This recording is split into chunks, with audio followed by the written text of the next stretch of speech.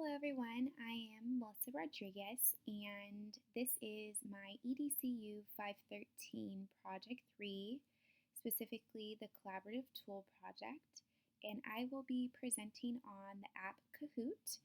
I will specifically be looking at my reviews of the pros, the cons, compatibility with other technology devices, and what this program looks like within the classroom.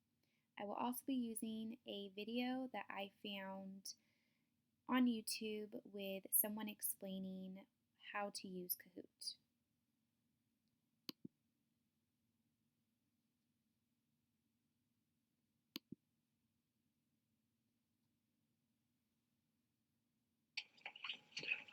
Hello and welcome to our Kahoot tutorial session. Today I just want to run through the basics of Kahoot and maybe give you some tips and pointers on what to be able to make the Kahoot a wonderful Web 2.0 tool for your class.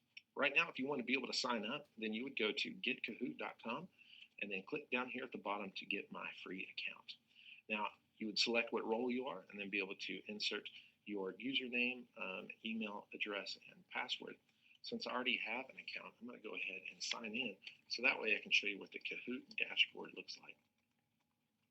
Now on the Kahoot dashboard, you're going to have the option to be able to choose between three different types of Kahoot quizzes that you can make. You can make a quiz, a discussion, or a survey, and just for engagement's sake, I love to be able to create quizzes. So the quizzes the kids love, I'm going to go ahead and title it. And then after you title it, then you just go ahead and click on go. Now, this is where you'd be able to add in any type of question that you would like. You'll see that they can change them to points questions. You can also change the timings of them. And in changing the timings of them, it depends on how many answer your choices you have, how long your answer choices may be, and same thing with your questions. Here's where you'll be able to either add or subtract your answer choices. 4 is your max, and then obviously 2 would be the least amount of answer choices that you can have. I would recommend to be able to have a place to where you would have your question and answers to where you can get to them easily. I have a study stack right here, so I'm going to copy it from my study stack. I'm going to go in and be able to paste my question. I want it as a points question. I'll have it at 36, and then I'll be able to choose a file, and so I can choose any kind of picture file that I would want to be able to add, and then I'm going to add some options. And as I add my options, down here you can see where it says incorrect or correct. I'm going to go ahead and select incorrect for the one that I know would be the correct answer, so that way I can change it as the icon down here at the bottom. Now, if you have multiple questions, you can delete a question. You can also go in and add a question. And that's just basically how easy and simple to be able to set up Kahoot. I'm going to go ahead and click on Next for my settings. And I'm going to adjust my settings. Well, obviously, I've got one question. It's super easy, and it's only got 2 answer choices, so I'm going to set it on beginner. I can also select which language that I would like. I'm going to leave mine on public just in case anybody else wants to search through and find them, and hopefully you think it's as fun as my students do. My primary audience, I can also set in a description and tag it for easy search optimization. Right here, I'm going to set a cover image. So that way they can see something as soon as they log in and I launch my game. Click on done, and now I'm ready to be able to play. It's that easy and that simple. You can share it with anybody if you would like, especially if you're team teaching. I'm going to go ahead and click on preview, and this is what the students will be able to see. This is what over here on the left-hand side, this is what will be posted on your board or projector that you may have. And then over here on the right-hand side, this is what the students will see when they go to kahoot.it. So I'm going to set some of these games. And so normally game settings. And on these game settings, I normally choose to show the pin throughout. So that way anybody can join in late, and also like the lobby music as well. Randomizing the questions is great, especially if you're playing the same quiz back to back. And then you would click on launch. Then this is what the students will see, or audience may see to be able to participate. They're going to go to kahoot.it, Kahoot it, and then as they go in, they're going to load in on their game pin, and when they enter in the game pin and click on enter, they'll have the option to be able to choose a nickname. For posterity's sake, let's go ahead and make it quick, but the students do come up with fun ones. And now, since it's the only person, I'm going to go ahead and join in. Depending on what kind of picture that you may have, it depends on how it sizes it there on the start screen. But you will see that it has the timer over here. I could actually just skip through it and see how many people have answered it. But this is what they'll see on the screen, and this is what the students will see on their device. All they have to do is match up the symbol and the color as the same, and they want to do it as quick as they possibly can. You can get up to 1,000 points for each question, and it'll also tell them what position they're in, and if you've got multiple people playing, it'll tell you who you're right behind as well. You could end the quiz show at any time if you needed to, so say the bell rang and you need to move to next sections, then you could do that as well, or you can go ahead and just click on next, and it'll take you to the next question. The top 5 normally show here on the board, so that way anybody can find out what position they're in and if they may be following somebody that is real close up here onto the board as well. I'm going to go ahead and click on end, and you can be able to see how many that you had correct, how many points you ended with, and be able to go on the next one. At the end, this is a way to be able to assess how well you were able to put together a Kahoot and how engaging it may be. And that way also it works in some of your searches as well. So I can say how fun it was, did I learn something, and would I recommend it to somebody, and then how do I feel after taking it. And normally that's what the students are, somewhere around a 4 or above, and they normally recommend it. And only the ones that are super competitive and they were sad they lost are the ones that normally have the sad face. So anyway, that's Kahoot in a nutshell. I hope you enjoy it, and I can't wait to hear some of the stories about how engaged your students may be.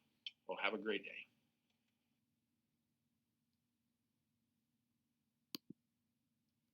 All right, so now moving into the pros or the positive things that I thought were appropriate for this program. Starting with cost, the cost of the program is for free, along with the format options within the program. Kahoot offers discussions, quizzes, and surveys, and when trying out this app, it was really simple for myself, and I did try it out within my own classroom, and it seemed that this was really appropriate for 5th graders. This program also gives really fast feedback. That way the students know if they got it correct or incorrect. This is a really great way to engage the kids, but also do pre and a formative assessment activities.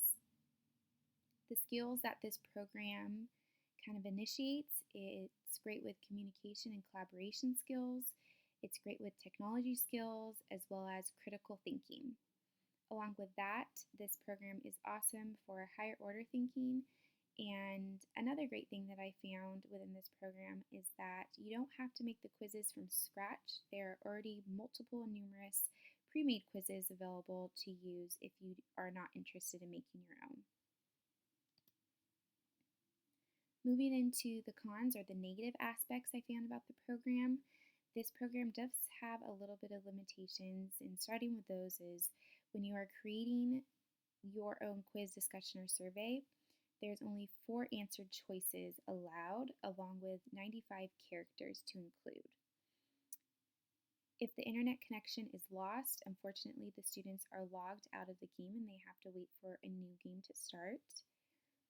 Going on to, once the quiz is over, you must re-enter the code and the nickname every time you start a new game. So the only unfortunate thing about that is you have to wait for the students to make another name or retype their old name in along with the code. And the last thing that I found that was a con or a negative aspect towards this program is that it does not give an option to show the students' growth over the amount of times you do use this program. Going on to technology compatibility, and that is what kind of technology devices this program is compatible with. This program is compatible or supported by all browsers such as Chrome, Firefox, Internet Explorer, Safari, and Android browsers, as long as they're all up to date. So the limited support would be those compatible browsers but not fully updated, and then the unsupported compatible technologies are the same ones but not updated at all. So the technology compatibility with Kahoot, all browsers must be updated to their fullest capability. Now moving on to classroom integration, this program is awesome to use within the classroom. Again, like I said already, I've used this within my 5th grade class this week when I was done researching it, and my students loved it. It's great for formative assessments. It's great for introduction to a lesson, building on that prior knowledge, as well as closure to a lesson. Interactive class discussions as well as critical thinking are great to use, and extracurricular activities examples would just be games or other quizzes. And these are my resources. Thank you for watching.